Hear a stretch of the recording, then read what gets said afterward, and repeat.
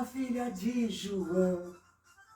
Antônio ia se casar, mas Pedro fugiu com a noiva na hora de ir pro altar. Bom dia, meus amigos, bom dia, minhas amigas. Esse dia gostoso que nós comemoramos o dia de São João, para nós tradicionalistas é bastante gostoso lembrar das nossas quermesses, das nossas festas. E eu gostaria de contar uma pequena historinha para que vocês possam entender melhor o significado desta data. Conta a história que Isabel, prima de Maria, ambas grávidas, se gostavam muito. E Isabel morava muito distante de Maria. E Maria, grávida de Jesus, Isabel, grávida de João, o Batista. E combinaram que, como Isabel estava também grávida nas mesmas épocas próximas de que Maria, assim que nascesse o filho de Isabel, ela faria uma grande fogueira para que Maria pudesse ver de longe e saber que o filho de Isabel havia nascido.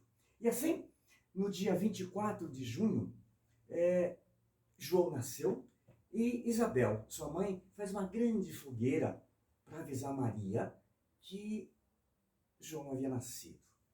Isso foi perpetuado ao longo dos anos. Isso trouxe uma tradição muito gostosa no Brasil, trazida pelos portugueses na época da colônia, de forma que essa tradição de fogueira no dia de São João perpetua-se até os dias de hoje. E é gostoso, é muito salutar, depois de 2 anos de pandemia, sem que nós tivéssemos as nossas festas juninas, elas retomam.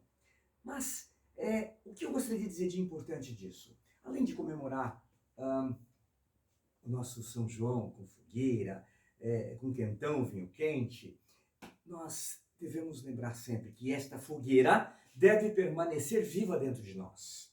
E é nesta fogueira de vida, nesta fogueira de luz, que nós devemos queimar todas as nossas tristezas, as nossas mágoas, as nossas depressões, as nossas angústias. Queima tudo isso e deixa apenas que a luz, que o calor vivo desta fogueira permaneça aceso durante todo o ano. Feliz São João! Aproveita!